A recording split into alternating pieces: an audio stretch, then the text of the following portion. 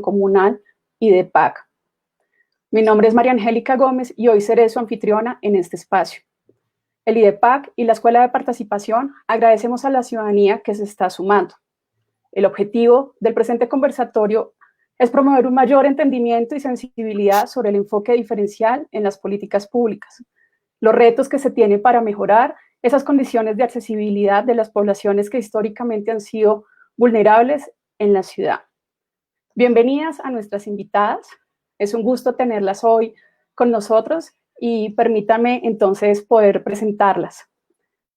Tenemos a Diana María Parra Romero, subsecretaria de Políticas de Igualdad, magistra en Estudios Políticos de la Pontificia Universidad Javeriana, especialista en estudios feministas y de género de la Universidad Nacional y profesional en psicología de la Universidad Externado de Colombia.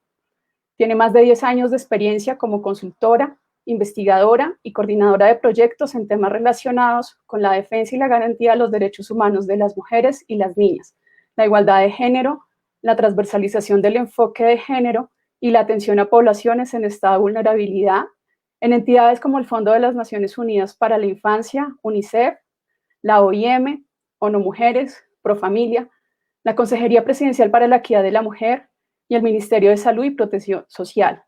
Además, ha sido docente universitaria de diversas universidades de Bogotá en pregrado y posgrado. También nos acompaña Luz Marina Becerra Paneso, lideresa del Movimiento Social Afrocolombiano desde el año 2001. Actualmente secretaria de la Asociación Nacional de Afrocolombianos Desplazados, AFRODES, organización de la cual fue presidente y representante legal en años anteriores. Desde los inicios de AFRODES, Luz Marina ha liderado y coordinado los procesos organizativos de las mujeres víctimas del conflicto armado colombiano, que han llevado a la creación de la Coordinación de Mujeres Afrocolombianas Desplazadas en Resistencia, su sigla, la Comadre, de AFRODES, consolidándose como una alternativa autónoma para acompañar a las mujeres en la superación de los grandes impactos que han experimentado como el grupo poblacional más afectado por el conflicto armado, sobrevivientes del conflicto armado, desplazada y violencias basadas en género. Por cuestiones de salud, hoy no nos puede acompañar la gobernadora Ángela Chihuazuque del Cabildo Muisca de Bosa. Sin embargo, no obstante, nos va a acompañar Sandra Milena Cobos, que es vicegobernadora del Cabildo, consejera en territorio, ingeniera de producción de la Universidad Distrital Francisco José de Caldas, especialista en Derecho de Tierras de la Universidad Externado.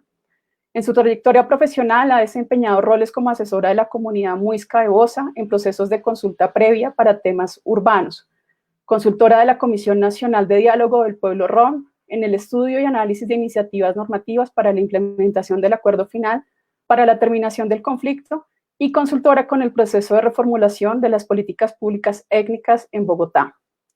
Adicionalmente, nos acompaña nuestra compañera Julie Rincón, del equipo de escuela, quien nos acompañará el día de hoy con la interpretación de lengua de señas. Muchas gracias a todas por estar aquí. Un gusto saludarlas y si ustedes quieren darles un primer saludo a toda la ciudadanía que nos acompaña el día de hoy. No, María Angélica, Luz Marina, Sandra, Julie, ese trabajo impresionante que haces para poder llevar esto precisamente a todas las mujeres en su diversidad. Pues mil gracias por esta invitación. Para nosotras es fundamental siempre poder, digamos, tener estas conversaciones. En la conversación definitivamente se construyen nuevas ideas, nuevas formas, incluso de percibir la realidad. Entonces, mil gracias a ustedes y mil gracias a todos los que se han conectado y a todas las mujeres que están aquí presentes también en este live.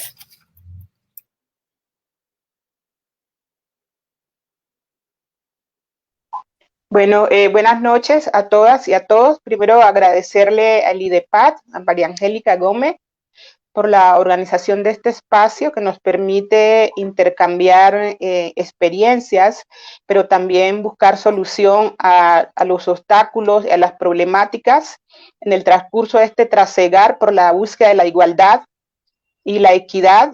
Y agradecer a todas las compañeras pues, panelistas y a todas las personas que en este momento se encuentran conectados en este conversatorio. Muchas gracias. Bueno, Chuy Suameca, muy buena tarde a todos y todas. Agradecer al IDEPAC por esta invitación, enviarle desde aquí un abrazo fraterno a nuestra gobernadora Ángela Chiguazú, que como ya bien lo refirieron, por temas de salud no pudo acompañar este espacio. Y pues un agradecimiento a las demás compañeras que están presentes en ese momento, pues para hablar de un tema tan importante como es el tema del enfoque diferencial en el marco de las políticas públicas. Entonces, nuevamente agradecerles. Bueno, muchísimas gracias. Además, nosotros, antes de entrar en esta temática tan interesante que nos convoca hoy con respecto al enfoque diferencial, queremos dar saludo a alguna de nuestras ciudadanos y ciudadanas que ya se están conectando el día de hoy. Ya tenemos aquí personas de la localidad de Engativá, del Hogar Infantil de Mandalay, de Soacha, de Ciudad Bolívar, del Hogar Infantil Dulces Sueños. Entonces, a todos y a todas, bienvenidas y esperamos que sea este conversatorio de interés de todos ustedes, además que se enmarca en esa oferta que tenemos desde los ciclos de formación del IDEPAC, que les recordamos a todos y a todas pueden consultar en nuestra página web www.escuela.participacionbogotá.gov.co. Bueno, ahora sí quisiéramos dar entonces un poco inicio a esta conversación entre ustedes, en enmarcar además cuáles son esas formas, esas sensibilidades en las cuales podemos entender el enfoque diferencial y por qué hablarlo para las políticas públicas. Ahí yo quisiera un poco ponerles de presente ese debate un poco de bajo la diversidad que nos contempla la Constitución colombiana, en donde la inclusión, la lucha contra la discriminación tiene un carácter tan importante, cómo se debe contribuir y qué debería hacerse desde este ejercicio que promueve el enfoque diferencial. Pero una de las primeras preguntas con las cuales yo quisiera avanzar en esta primera parte del diálogo con ustedes es que muchas veces no se entiende qué es el enfoque diferencial, qué nos brinda, cuáles son esas miradas que permite el enfoque. Y yo quisiera preguntarles a cada una de ustedes qué es ese enfoque diferencial y desde la experiencia de cada una de ustedes, cómo lo han abordado y cómo tiene una implicación en la política pública. En este caso, entonces, si quieres, Diana, te doy la primera palabra en esta ronda. Listo. No, pues contarles entonces. El enfoque diferencial, sin lugar a dudas, fue y ha sido uno de los logros más importantes que han tenido las comunidades, los pueblos, en el marco de la Constitución de 1991. Antes del 86, digamos, está el reconocimiento del país, de Colombia, como una nación diversa, pluricultural, no existía realmente.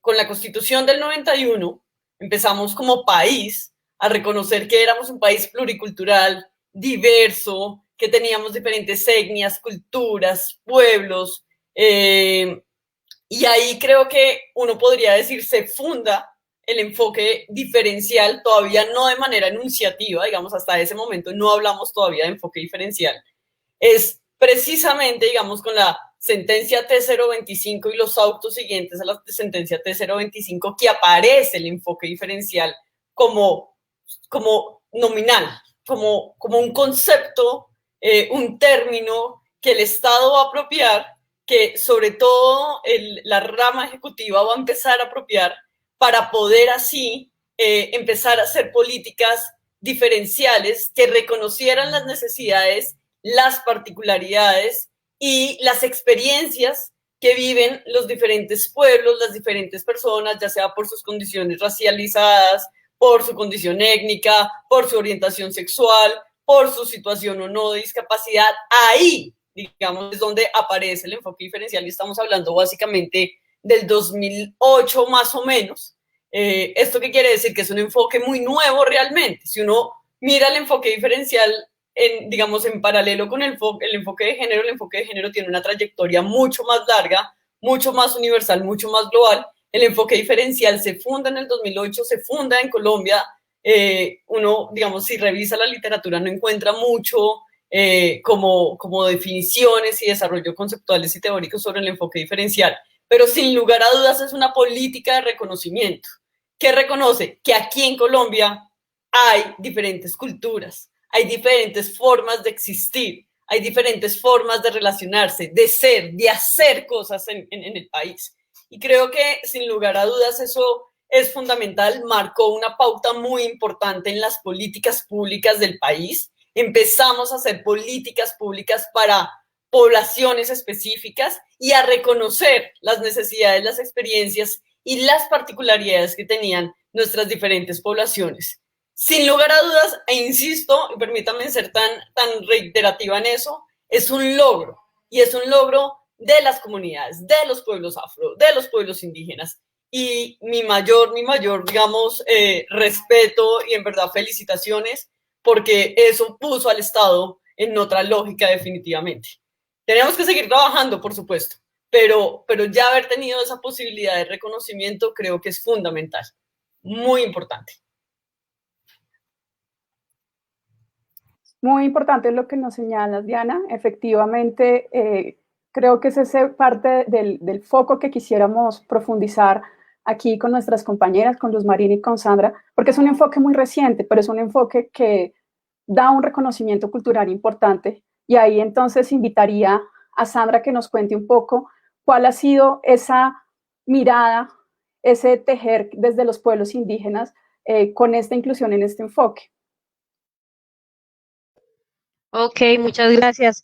No, pues creo que hay un reto bastante significativo frente al tema de la aplicación o la incorporación del enfoque diferencial étnico en este caso, ya que si bien es un concepto nuevo, digamos que hace parte del lenguaje común de las entidades, incluso de los mismos grupos étnicos, pero de ahí a materializar ese enfoque ha sido bastante complejo. Hay una gran diferencia entre lo uno y lo otro.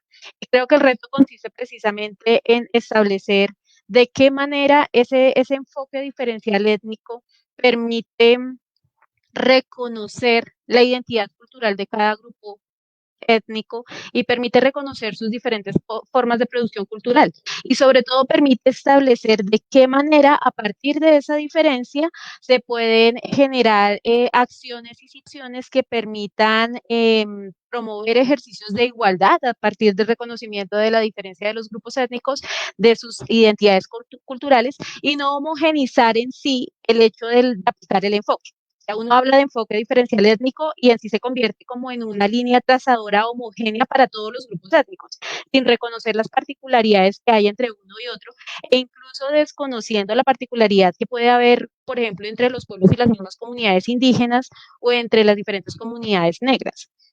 Entonces es todo un reto institucional el poder adecuar tanto los servicios como los bienes que cada una tiene correspondiendo a ese enfoque. Y también hay un reto desde los grupos étnicos y es precisamente poder establecer esa franja, ese hilo conductor, ese hilo delgado en donde debe predominar en efecto el reconocimiento de la diversidad en función de la construcción de sociedad. El enfoque diferencial en sí es la forma de poder establecer de manera progresiva el principio de la igualdad y la no discriminación. Entonces, es un reto tanto institucional como social el poder concebirlo y poder aplicarlo en efecto, ¿sí? Como digo, desmarcándonos un poco del tema de la homogeneidad cultural, ya que pongo un ejemplo siempre y lo voy a traer aquí. Recuerdo mucho cuando el distrito, en su momento, para atender a la población en Vera, que estaba llegando a la ciudad, la acción institucional estaba orientada a vestirlos y alimentarlos, ¿sí? Muchos creo que identifican cuál es la población en Vera, entonces en ese sentido se estaban orientando las acciones. Sin embargo, pues la lógica institucional era ponerles un pantalón, un saco, vestirlos de manera adecuada, pues porque la ciudad, por sus condiciones climáticas, pues obviamente generaba otro tipo de afectaciones como la enfermedades respiratorias en los niños y niñas. Entonces, claro, cuando se empieza a desarrollar esa estrategia, pues en efecto se surtió durante unos 15, 20 días, quizás un mes, pero después los empezaron a quitarse en esas prendas y a volver a ponerse en sus vestidos tradicionales y demás. Entonces, es necesario que en este ejercicio de aplicación del enfoque también se adelanten acciones sin daño, ¿sí? Reconociendo precisamente esa particularidad cultural y logrando un ejercicio de interculturalidad que creo que es una de las apuestas más fundamentales en todo este proceso, ¿no? Y es generar un diálogo y un entendimiento intercultural. Eso yo creo que suena un poco trillado, pero es importante hacerlo para que las acciones que se adelanten en el marco de la aplicación de este enfoque, pues correspondan de manera coherente con el rescate precisamente de esas particularidades culturales. Muchas gracias, Sandra. Creo que ahí también hay un elemento importante que pones ya de presente en hacia dónde van esos retos que se requieren en términos de política pública, en una mirada muy importante de no homogenizar, y no solamente nos pasa por los grupos étnicos, en una diversidad de pueblos indígenas de más de 105 pueblos, una diversidad para las comunidades negras, raizales, palenqueras, para el pueblo rono, gitano, sino también una interseccionalidad con otros enfoques también en términos de género, en términos de discapacidad, en términos de ciclo vital, porque tampoco es lo mismo cuando estamos hablando de niños, de niñas, de adolescentes o de adultos mayores, el cual también nos genera un reto frente a esas acciones que la institucionalidad debe volcarse a dar. Ahí entonces, Luz Marina, un poco también desde la expresión de las mujeres negras, pero también desde las mujeres víctimas de conflicto armado, ¿cuál es tu comprensión o ese ejercicio que han hecho para entender el enfoque diferencial? Tienes el micrófono apagado, Luz Marina. Ok.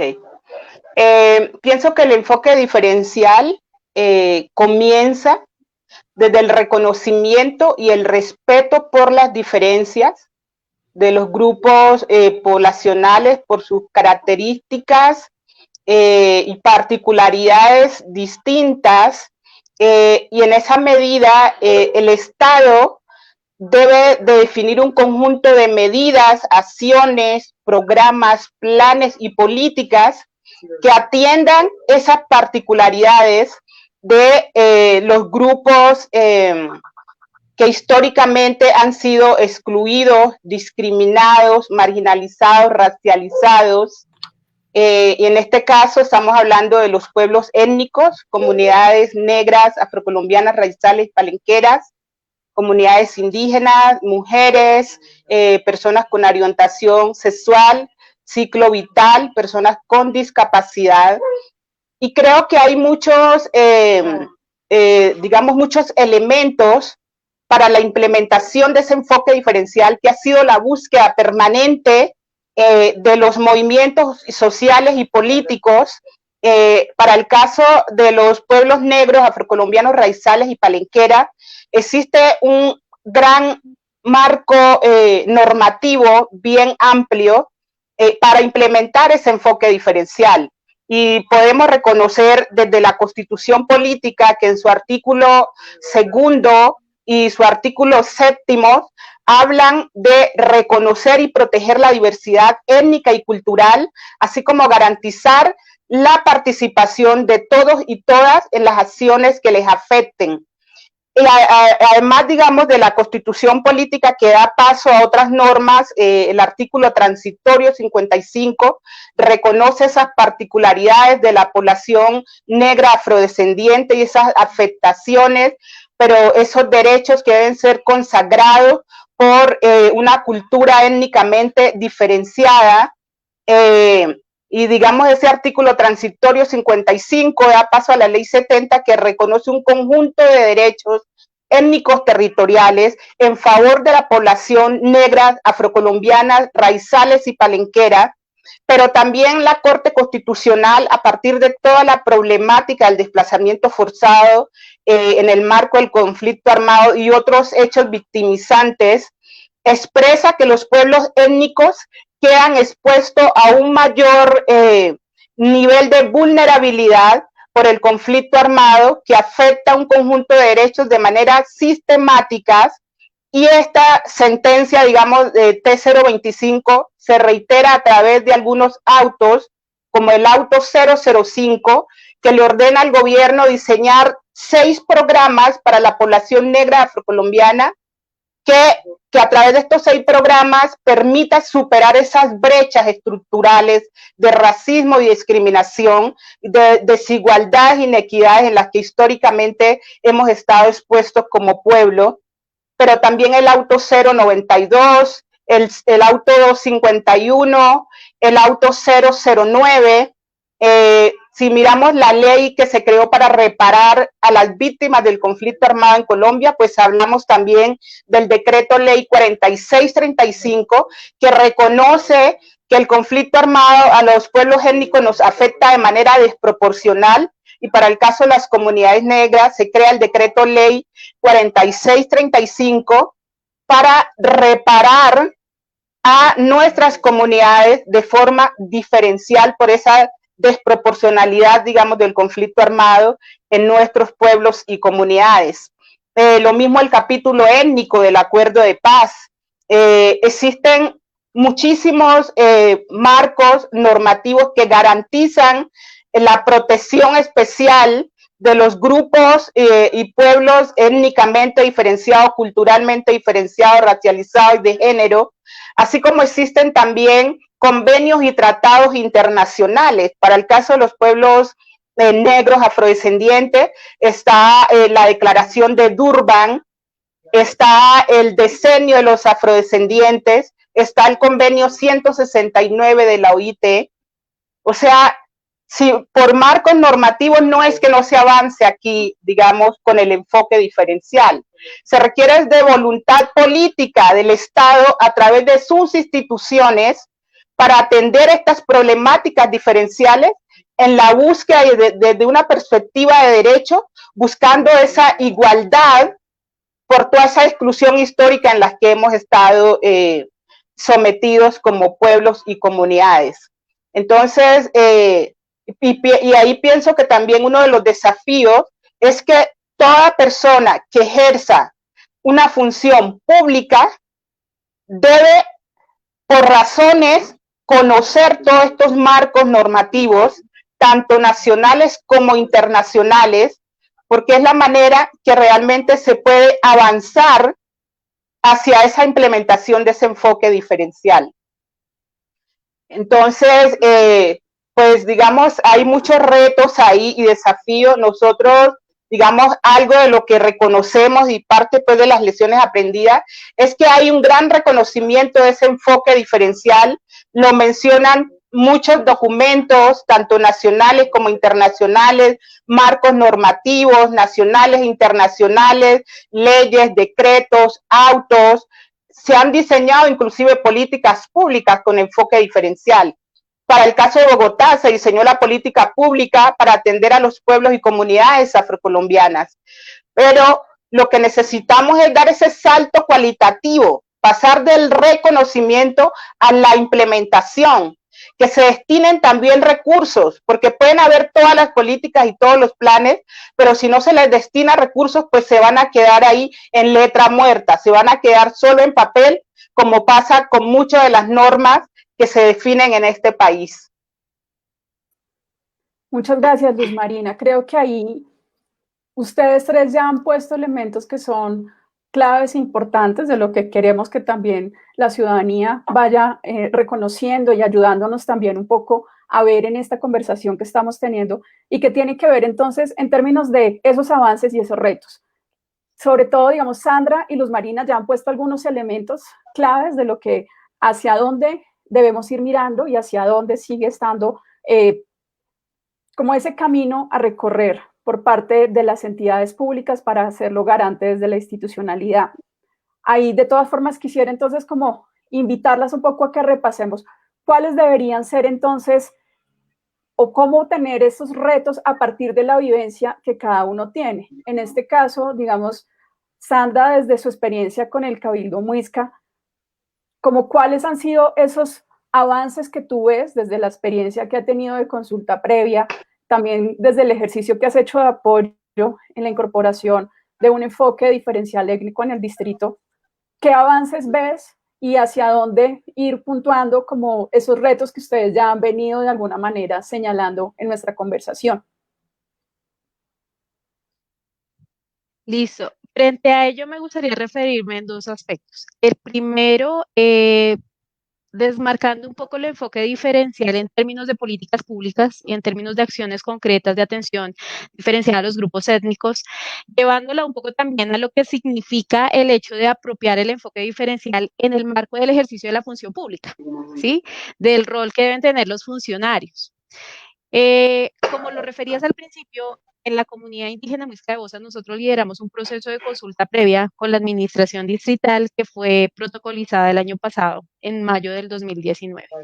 Y yo creo que allí es donde puede verse de manera clara cómo el desconocimiento no solo de la institución en sí, sino de los funcionarios, de lo que implica realmente apropiar y desarrollar un enfoque diferencial, lleva a que el lenguaje incluso sea discriminatorio, ¿sí? Lleva a que se superpongan incluso leyes de menor jerarquía, normativa de menor jerarquía sobre tratados internacionales, sobre el bloque de constitucionalidad. Entonces, poder romper esos estigmas incluso en el mismo lenguaje ha sido una tarea compleja, pero ha sido también un reto que permite posicionar eso que tanto se ha dicho del diálogo intercultural y el enfoque diferencial étnico.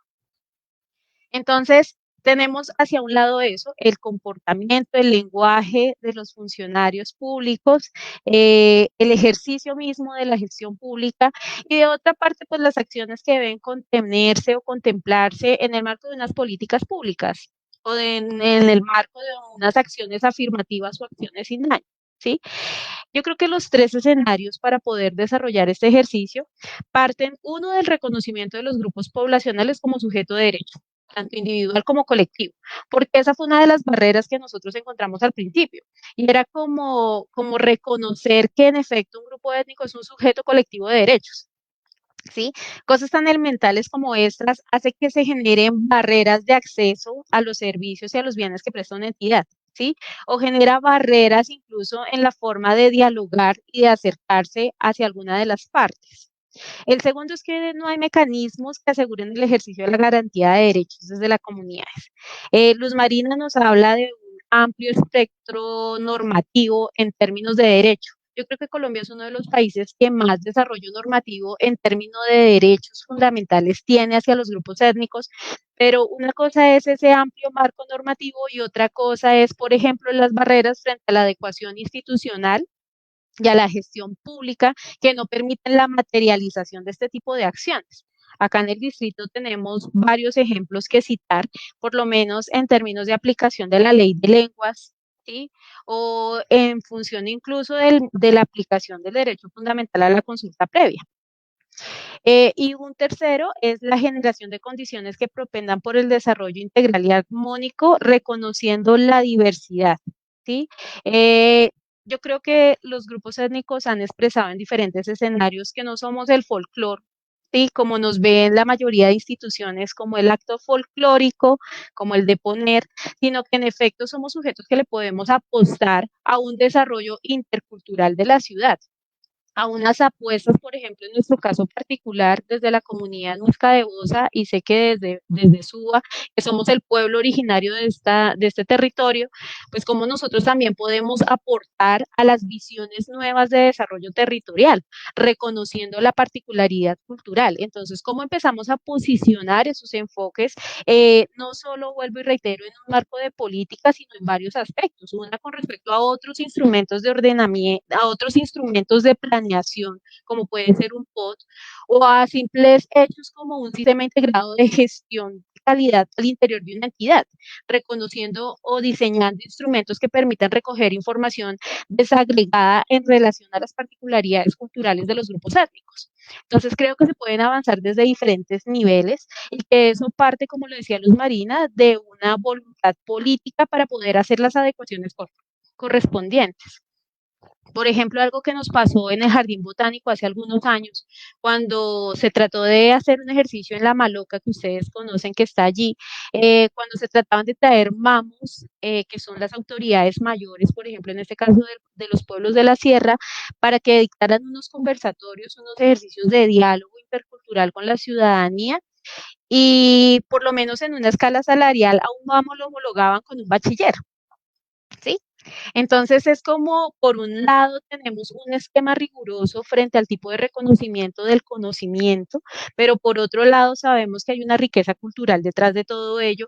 Entonces, este tipo de ejercicios nos permiten empezar a hacer esa reducción de brechas. Para mí el enfoque diferencial es un conjunto de acciones que tienen una lupa, y esa lupa se llama trato diferencial para poder hacer un ejercicio de reducción de brechas y un reconocimiento de la diversidad para avanzar de manera progresiva en el trato igualitario, ¿sí? Entonces es cómo desde los diferentes niveles podemos avanzar de manera simultánea en el reconocimiento precisamente, pero sobre todo en el reconocimiento en la aplicación de ese enfoque diferencial étnico.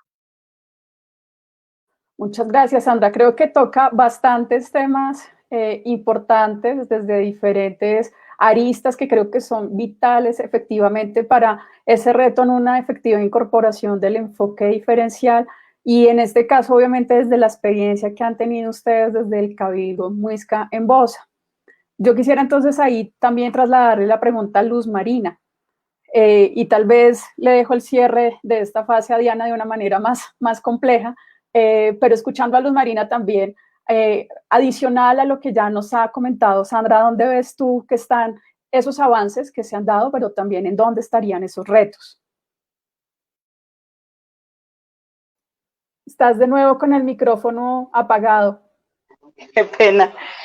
Los avances, como ya lo mencionaba, es la creación, digamos, de ese amplio marco normativo que tenemos. Y como lo mencionaba, ese marco normativo se da tanto a nivel nacional como a nivel internacional, que reconocen la protección especial de algunos grupos poblacionales como el enfoque de género, étnico, orientación sexual, ciclo vital, discapacidad, ¿sí? Desde todos estos grupos poblacionales existen esos marcos normativos. Digamos, el gran reto y desafío está en su implementación, pero también se requiere esa adecuación institucional, como ya lo mencionaba la compañera, y esa adecuación institucional pasa por nombrar personas, digamos, de nuestros pueblos y comunidades en cargos y en espacios de poderes de decisión, ¿sí? De poderes de toma de decisión. Y hoy estamos viviendo en el distrito de Bogotá una situación bastante preocupante con representación a los pueblos y comunidades negras, y es que en la Secretaría de Gobierno, en la Dirección de Asuntos Étnicos, bueno, que ya no es dirección, que la bajaron a subdirección, y que es una cosa preocupante porque las direcciones pueden tener recursos específicos y que puede generar acciones, digamos, en favor de nuestra población o maniobrar de los representantes que estén en esos espacios. Hoy la bajaron a subdirección, cosa que es preocupante para nosotros porque no va a manejar los mismos recursos que puede manejar una dirección. Pero hoy han nombrado a una persona distinta a nuestros pueblos y comunidades, una mujer blanco mestiza, para que esté en ese cargo, un espacio que es de las comunidades negras, afrocolombianas, raizales y palenqueras. Entonces, es una preocupación para nosotros porque es como si se desconociera las cualidades y las capacidades que tenemos como pueblos y comunidades para ejercer ciertos tipos de cargos. Y si es una dirección donde se van a definir políticas, programas o acciones en favor de nuestro pueblo, pues se debería nombrar representantes de nuestras poblaciones, ¿sí? Entonces, desde ahí estamos viendo que el enfoque diferencial no se aplica, no se implementa, y que no hay esa voluntad política de los gobiernos de turno para avanzar con ese enfoque diferencial, ¿sí? Que debería pasar por reconocernos y que estemos en esos espacios de representación y espacios de poderes de decisión. Por otro lado, las políticas públicas con enfoque diferencial, pues deberían diseñarse diferencialmente. Y vemos que en algunos casos se habla de política con enfoque diferencial, pero es agregarle una cápite a lo que ya está construido para decir, bueno, aquí vamos a hablar del enfoque étnico, el enfoque de mujer, pero algo que ya está construido, que no ha sido construido con los grupos poblacionales para el cual va dirigida esa política. Y lo otro que creemos es que se deben generar también garantías para la participación, ¿sí? Que es un obstáculo grandísimo que también tenemos los pueblos y comunidades, las mujeres, los discapacitados, los pueblos étnicos, para participar en el diseño y construcción de políticas públicas. Hoy vemos la situación de violencia, de persecución, de asesinatos, ¿sí? Que estamos viviendo como líderes y lideresas, defensores de derechos humanos, por, digamos, participar o hacer parte de estos espacios de representación y de participación democrática.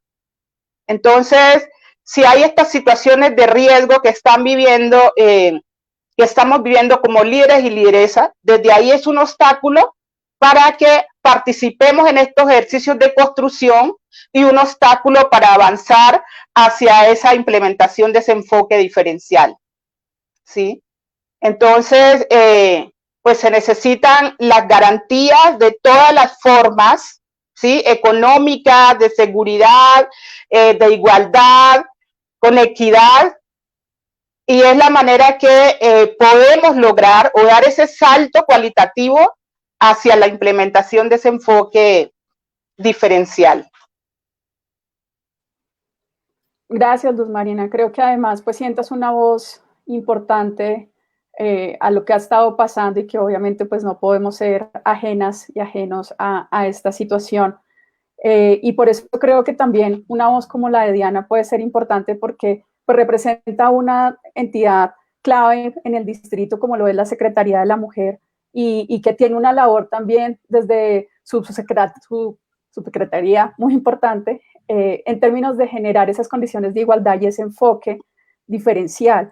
Entonces es un poco preguntarle a Diana también cómo llevan el enfoque diferencial, cómo hacen además esa intersección del enfoque de género para poder cruzarlo con una dinámica también desde el enfoque diferencial étnico, el enfoque diferencial de ciclo de vida, todas las condiciones que hay que darle para las personas en condición de discapacidad, como que nos cuentes un poco también qué significa y a partir también de todos estos elementos que ya han señalado Sandra y Luz Marina, pues un poco como cuál es el reto que ustedes tienen actualmente.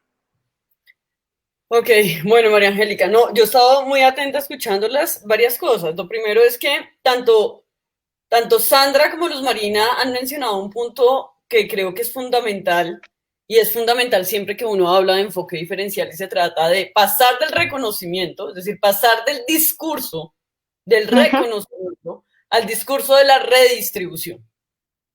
Y sin lugar a dudas, y yo ahí invito a todas y a todos los que están conectados esta noche a revisemos el Plan Distrital de Desarrollo. El Plan Distrital de Desarrollo por primera vez define el enfoque diferencial en lógica de acciones afirmativas que tenemos que trabajar para dos cosas fundamentales que ya lo mencionaba Sandra y lo mencionaba Luz Marina.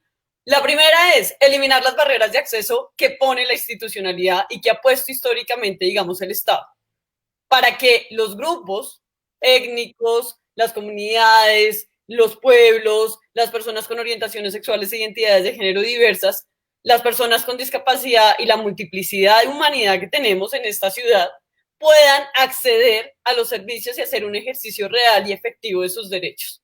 Eso no ha pasado, y lo puedo decir de manera concreta. Históricamente, el Estado colombiano, tanto a nivel nacional como incluso distrital, se volcaron a hacer políticas públicas para las comunidades, para las poblaciones, y eso no fue acompañado necesariamente de algo que es importantísimo: eliminar las barreras de acceso en la administración. Usted puede tener todas las políticas públicas que quiera, todas están, todos los grupos tienen política pública en este instante. No hay un grupo que no tenga política pública, no hay uno. Pero sí, todos, y lo digo porque he estado en las diferentes concertaciones con los diferentes grupos, digamos ahorita en el marco del artículo 67, que además puso la administración distrital, porque la administración distrital así también lo quiso y lo puso en el Plan Distrital de Desarrollo, a precisamente entrar en concertaciones de las acciones que vamos a trabajar con cada uno de los grupos. Eso yo no sé si había sucedido antes, pero creo que eso es histórico también. Entonces, aquí eso es importante decirlo. Uno, la Secretaría Distrital de la Mujer quedó con un compromiso en el plan de desarrollo, y es transversalizar el enfoque de género y transversalizar el enfoque diferencial para mujeres en todos los 15 sectores de la administración distrital. Y el reto ha sido enorme. Llegamos y nos encontramos, por ejemplo, que no existe un documento de lineamiento, no hay una metodología de cómo trabajar eso al interior de las entidades, no existe. ¿Qué estamos haciendo este semestre? Eso precisamente. Planeando, pensando, haciendo una metodología clara para poder llegar a los sectores y decirle a la salud: oiga, señor Secretaría de Salud, por favor, necesitamos que ustedes atiendan de tal y tal manera, por supuesto todo esto va a ser construido con las comunidades, a las personas afro, a las personas palenqueras, a las personas rom, a las personas indígenas, gitanas, es decir, a toda la diversidad que tenemos acá. Eso no existe en el distrito, eso se está construyendo hasta ahora, y eso es importante y eso es un logro. Lo segundo, necesitamos desarrollarle capacidades a las personas que, digamos, son sujetas de este enfoque diferencial. Y son capacidades para la vida. Esto no es simplemente el contrato de prestación de servicios para una y se acabó. Eso no cambia en nada al grupo. Un contrato de prestación de servicios no le cambia la vida a toda una comunidad. Un grupo no lo empodera. Empodera a una persona y ya está. Y como decía Sandra, por unas cifras mínimas. Además, eso no tiene sentido. Lo que tiene sentido es desarrollar capacidades para la vida. Yo lo decía la vez pasada en una concertación que teníamos, y Sandra lo tocaba ahorita. Se les paga menos, es cierto. Desafortunadamente el mercado laboral paga por número de títulos. Y muchas veces, por ejemplo en el caso de las mujeres, por las mismas circunstancias que ocurren al interior de las comunidades, las mujeres son las que menos estudian. O sea, no estudiamos las mestizas y no estudiamos las blancas, porque hay una brecha de desigualdad. Ahora, si usted es una mujer negra, una mujer afro, una mujer rom, pues estudia menos que incluso estudiamos las mestizas. Necesitamos cambiar eso, necesitamos que empiecen a graduarse de secundaria, necesitamos que tengan, digamos, títulos técnicos, profesionales, con reto a la U, por ejemplo, estamos haciendo un jalonamiento importante de mujeres, 65% de las personas que ingresaron ahorita a reto a la U, que es básicamente universidad gratuita, lo voy a poner en ese sentido, pues fueron mujeres, y mujeres en toda su diversidad, se inscribieron y pasaron. Entonces, necesitamos hacer que las personas étnicas, racializadas, con discapacidad, con orientaciones sexuales e identidades de género diversas, desarrollen capacidades y fortalezcan esas otras capacidades. Si no lo hacemos, difícilmente van a poder literalmente estar en esa igualdad que están buscando hace mucho tiempo. Entonces, el gran reto de esta administración son dos cosas, solo para resumir. La primera, eliminar las barreras de acceso que pone la administración, porque la administración ha sido ciega toda la vida. En este momento estamos haciendo las cosas distintas y en eso lo quiero dejar clarísimo. Y lo segundo, desarrollar capacidades. Y aquí veo muy claro una cosa, y es un llamado que hago a todos los grupos poblacionales y comunidades. Es un contrato de prestación de servicios. Por supuesto, es un reconocimiento, pero eso no le cambia la vida a todo un grupo y a toda una comunidad. No se las cambias, la cambia el que tuvo el contrato y se acabó. Se acabó, eso es importante decirlo. Y lo segundo, algo que tú comentabas, María Angélica, y es la intersección. Hay una intersección constante y permanente. Luz Marina, Sandra, las mujeres que son étnicas, que son racializadas, que tienen una discapacidad, no son solamente ni negras, ni son solamente, y así las mujeres tampoco somos solamente mujeres. No.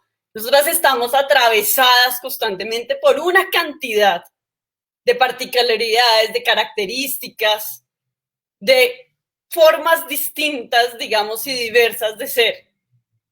Encajonarnos en una sola de esas múltiples diversidades ha sido un poquito perverso, y permítanme utilizar esa palabra. Creer que yo soy más afro, o soy más mujer, o soy más indígena, o soy más persona con discapacidad. No, yo puedo ser todas. Yo puedo ser una mujer afro con discapacidad, y ahí tengo 3. El problema es que pusimos como Estado a las personas a decidir cuál de las 3 le parece que es más importante ser. Y eso ha sido un error garrafal, tenaz. Tenemos que cambiar eso también. Ahí el enfoque interseccional juega mucho. Y creo que ahí desde la Secretaría de la Mujer lo comprendemos mucho más, porque tenemos que jugar todo el tiempo en esa lógica. O sea, perdón la palabra jugar, no es el mejor concepto, pero digamos, sí, jugar en pensamiento y en cómo hacemos las cosas distintas.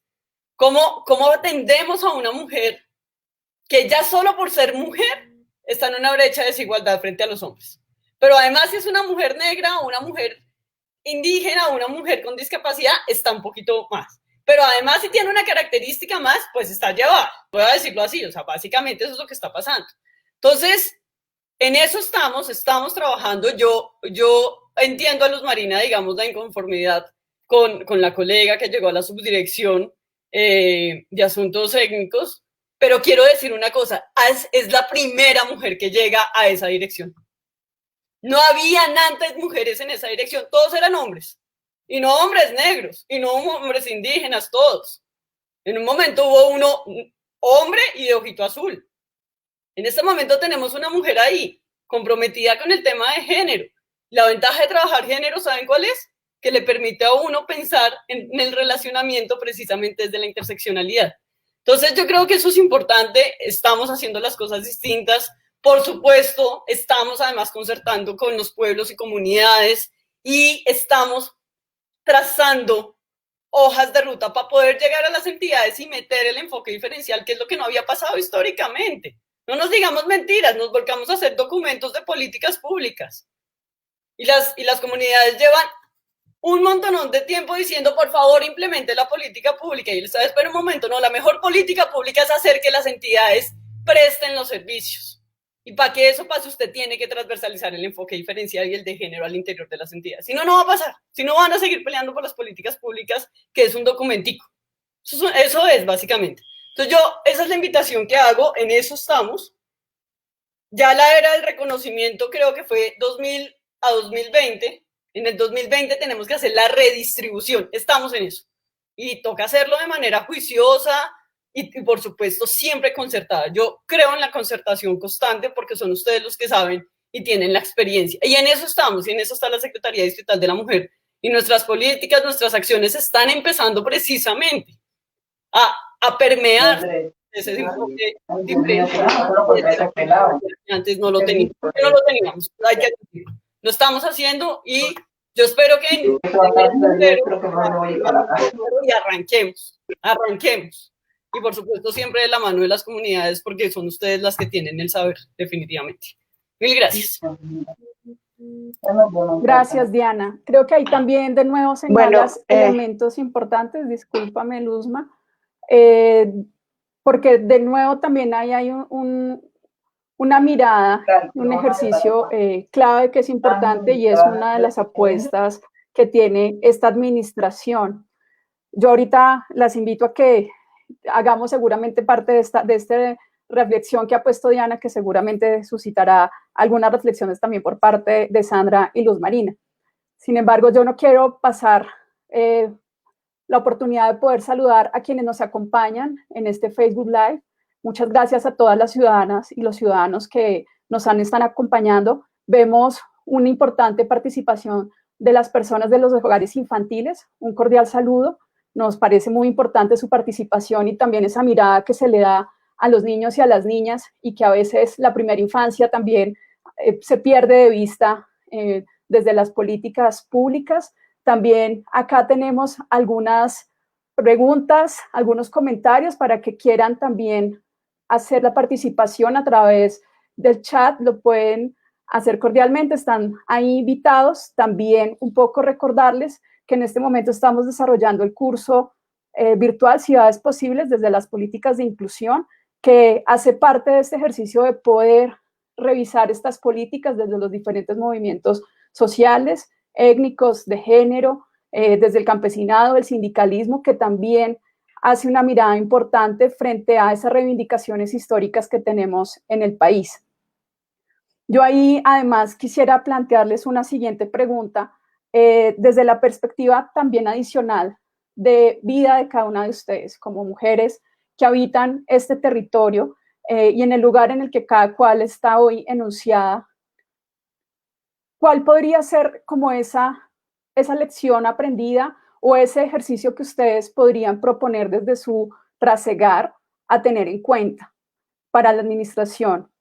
¿Qué elementos deberían contemplarse y tener en cuenta para mejorar esa incorporación de este enfoque diferencial y profundizar efectivamente que no es un tema simplemente normativo o de nombre de una política, sino que lleve de verdad a un ejercicio de reivindicación de las comunidades y de las diferentes poblaciones tan diversas que tenemos?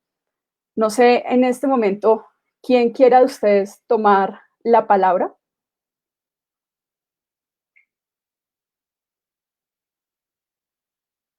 ¿Quién se anima? Bueno, yo quiero empezar un poco pues con digamos, el planteamiento de la funcionaria. Entiendo lo que ella dice de que en el espacio, en la subdirección, no han habido mujeres, que son espacios que han estado ocupados por hombres y que hoy lo está ocupando una mujer. Pero también entiendo y creemos y sabemos que hay mujeres negras también preparadas para el espacio, y si es un espacio, digamos, para pueblos étnicos, pues lo ideal es que sea, digamos, que esté direccionado por una mujer negra o por una mujer indígena, ¿sí? Porque tenemos toda la preparación y la capacidad para poder ejercer, digamos, esos cargos. Y pienso que el enfoque étnico, como ya lo decía María Angélica ahorita, no es solamente la implementación de algunas acciones, de algunas estrategias, de algunos proyectos, sino que debe ser también avanzar hacia esa transformación cultural. El enfoque, la implementación del enfoque diferencial debe apuntar también hacia eso, a que haya una transformación cultural, ¿sí? Entonces, yo lo dejaría allí.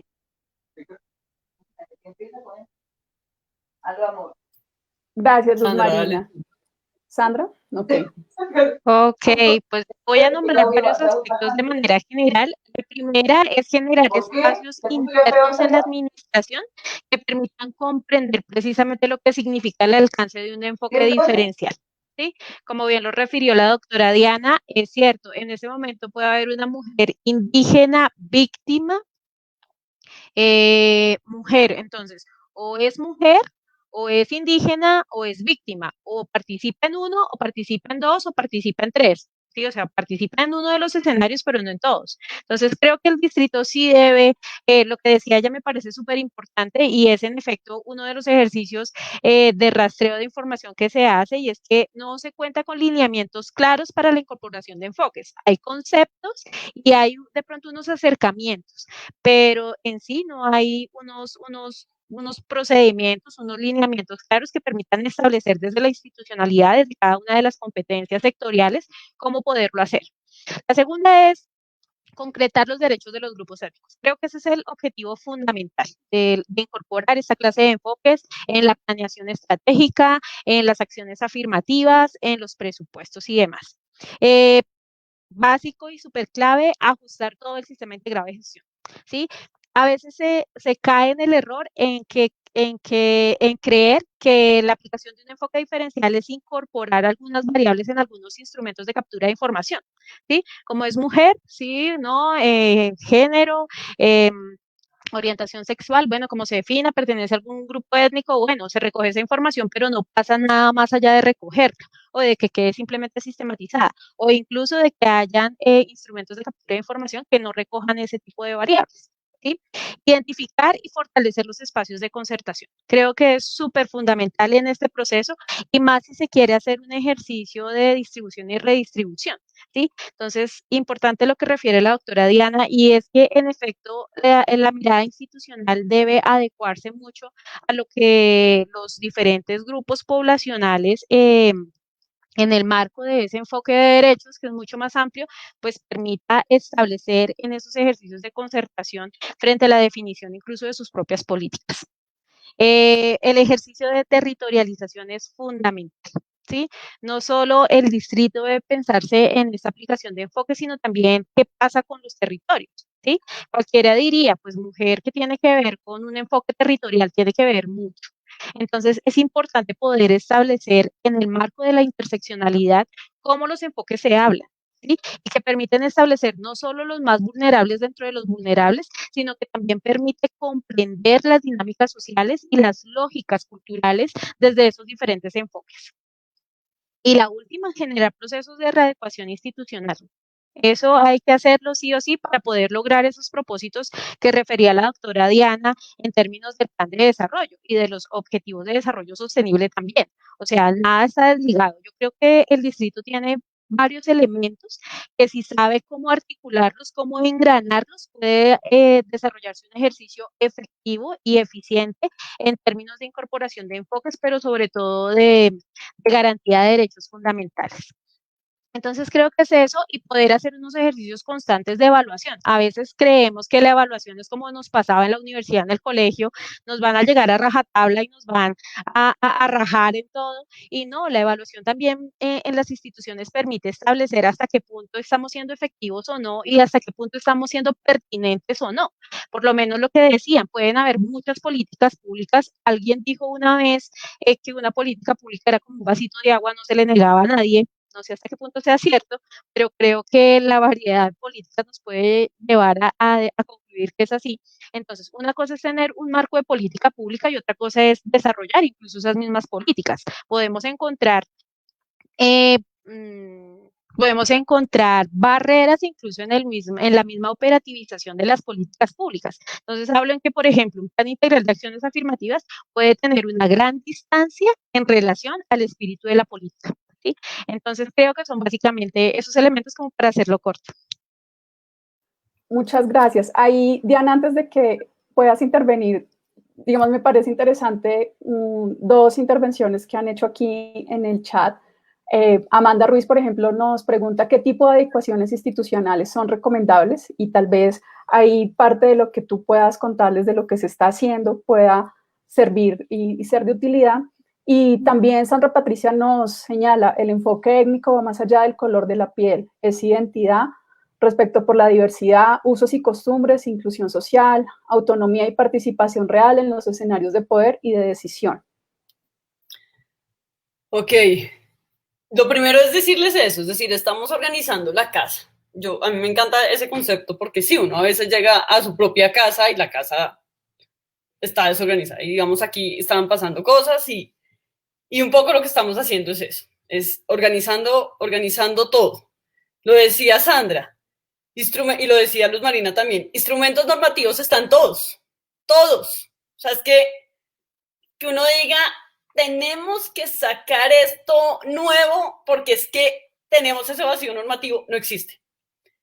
Lo que sí existe es un vacío metodológico.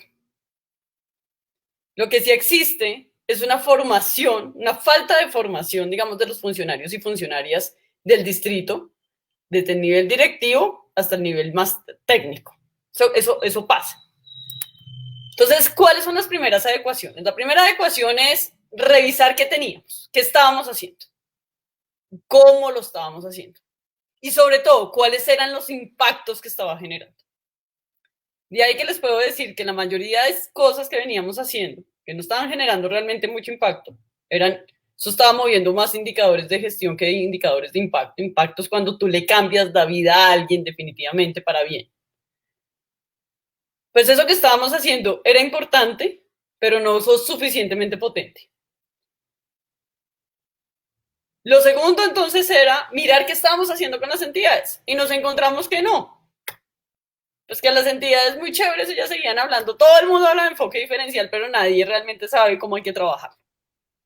Como lo que decía Sandra, ¿cómo cojo yo un proyecto de inversión y digo, listo, lo miro con los lentes de género, lo miro con los lentes de enfoque diferencial y sé que tengo que empezar a implementar unas acciones afirmativas para cada uno de los grupos, porque como bien lo decíamos al principio, esto no es homogéneo. Los indígenas, no todos los indígenas son iguales. No todas las personas afro son iguales, no todas las personas palenqueras, rom, gitanas, LGBT, definitivamente no. Entonces, eso es lo primero. En ese orden de ideas, entonces, lo primero que vamos a sacar ahorita, que yo espero poderlo tener ya, digamos, listo y demás, más o menos en noviembre, una vez que lo hayamos socializado y demás, es un documento de lineamientos que va para las entidades, en donde les vamos a decir, miren, esta es la hoja de ruta, esto es lo que vamos a hacer con ustedes estos 3 años en términos de formación, de capacitación, de líneas de base para saber qué están pensando, cuáles son los niveles, sí, hay que decirlo, de racismo, de machismo, de clasismo que existen todavía, porque eso está ahí, eso es estructural, entonces, eso es. Lo segundo es crear acciones afirmativas dirigidas a la población, a las poblaciones, digamos, en este caso, yo soy secretaria de la mujer, a las mujeres en toda su diversidad, que les desarrollen capacidades para la vida. Es eso. A mí me parece, o sea, esto lo digo muy honestamente, hacer un taller no le cambia la vida a nadie. Pero graduar mujeres de secundaria sí les cambia la vida. Pero darles la opción de que vayan a estudiar al SENA o a una universidad, eso le cambia la vida a cualquiera. A cualquiera. Eso es importante. Que las mujeres nos cuidemos en términos psicoemocionales. Luz Marina lo decía ahorita, Luz Marina es una mujer que ha luchado precisamente y ha tenido que enfrentar todo el conflicto armado. Eso tiene unas marcas muy potentes en la salud mental y emocional de las mujeres. También tenemos que intervenir. Entonces eso, digamos, estamos precisamente ahorita en concertación de esas acciones con las diferentes comunidades, grupos y poblaciones. Pero yo creo que lo más importante, y se los digo así como subsecretaria, como alguien que les está poniendo la cara, a mí lo que más me interesa en este momento es el desarrollo de capacidades de las mujeres en toda su diversidad, que cuando se termine esta administración sientan que hubo un cambio cualitativo distinto en sus vidas para mejor y que son distintas y que tienen más posibilidades y oportunidades porque ellas mismas así se sienten más empoderadas y autónomas. Y la segunda, generar un cambio potente en la administración distrital. Que la gente se piense en clave de género y se piense en clave de enfoque diferencial y generen acciones concretas que en verdad sean transformadoras de la vida de todos y de todas. En eso estamos. Entonces, eso es lo primero y con eso arrancamos, pero esas serían como las acciones más concretas que estamos haciendo en este momento. Ya vamos a tener después unas metodologías mucho más concretas, cosas mucho más, pero todo eso lo estamos haciendo en listamiento este semestre. Es que recuerden que el plan de desarrollo de Claudia López arrancó el 1 de junio, o sea, realmente. Entonces, estamos haciendo el listamiento, pero a partir del 2021 se viene toda la implementación y esto tiene que suceder muy rápidamente. Muchísimas gracias, Diana. Gracias también a Sandra, a Luz Marina. Antes de despedir este espacio, yo quisiera recordarle a la ciudadanía que nos sigue algunos temas de interés para que lo tengamos presentes. Están abiertas las inscripciones a nuestros cursos virtuales hasta el próximo viernes 18 de septiembre. Recuerden que está abierto el curso de presupuestos participativos, somos parte de la planeación, el proceso social histórico de los conflictos y la participación activa en la resolución de conflictos, y el segundo curso que hace parte de este ciclo del cual estamos en este conversatorio hoy, Cuerpo, Diversidad y Comunicación en Clase, en clave de participación. También extenderles una invitación al lanzamiento de la Escuela de Participación del IDEPAC el próximo lunes 14 de septiembre desde las 8 de la mañana por este mismo canal, en donde contaremos con la clase inaugural de nuestra alcaldesa, la doctora Claudia López. Queremos despedirnos de toda nuestra audiencia, agradecer la conexión que tuvieron hoy con nosotros, agradecerle a nuestras invitadas, de verdad ha sido una oportunidad de poder tocar este tema con ustedes, de conocer desde sus experiencias y agradecerles entonces este diálogo para que ustedes también entonces se puedan despedir de todos y de todas. Pues me va a tomar la palabra yo. Entonces, no, mil gracias de nuevo a todas y a todos los que se conectaron. Estos diálogos, estas conversaciones son muy importantes. Yo me llevo toda esta riqueza de ideas, de pensamientos, de diálogo que acabamos de tener. Créannos que estamos estamos haciendo las cosas de la mejor manera posible. Hay un equipo importante, digamos, hay un equipo sólido en enfoque diferencial, hay gente muy buena, digamos, que tiene una experiencia importante al interior de la Secretaría en términos de enfoque de género y enfoque diferencial, y yo creo que eso se está viendo, es decir, lo que esta administración está haciendo para las mujeres es importante, y tenemos a toda la administración hablando en clave de género. Siguiente paso, hablar en clave de enfoque diferencial con toda, y eso se viene a partir de enero con toda, o sea, con toda. Agradecerles a ustedes desde el IDEPAC precisamente estos espacios, y yo creo que estas conversaciones sobre un enfoque que cada vez más lo estamos siguiendo y lo estamos construyendo cada vez más, digamos, desde lo metodológico, son importantes. A las compañeras con las que conversé hoy, a Luz Marina, Sandra, un placer y un honor poder conversar con ustedes. Y aquí estamos, y las puertas de la Secretaría siempre abiertas, por supuesto, a todas y a todos también. Mil gracias. Bueno, quiero agradecer pues al IDEPAC, la funcionaria de la Secretaría, y a todas las personas, a la compañera panelista y a todas las personas que están conectadas. La verdad es que estoy aquí, pero no estoy. Mi hijo y mi sobrina están en la calle, son gestores de convivencia y hay problemas de disturbio en la calle, entonces no estoy concentrada realmente. Quiero salir ya para mirar a ver cómo atiendo a los muchachos, pero pues dejarles el mensaje a la Secretaría y a las distintas instituciones que de verdad se revise, digamos, todos esos esfuerzos que hemos venido haciendo los pueblos y comunidades, las organizaciones, las mujeres, los negros y negras afrodescendientes en el distrito y en el país. Para avanzar, digamos, en ese enfoque diferencial. Creo que nosotros ya hemos dado suficientes líneas, hemos construido lineamientos de políticas públicas que hemos tenido la oportunidad de entregar a diferentes instituciones.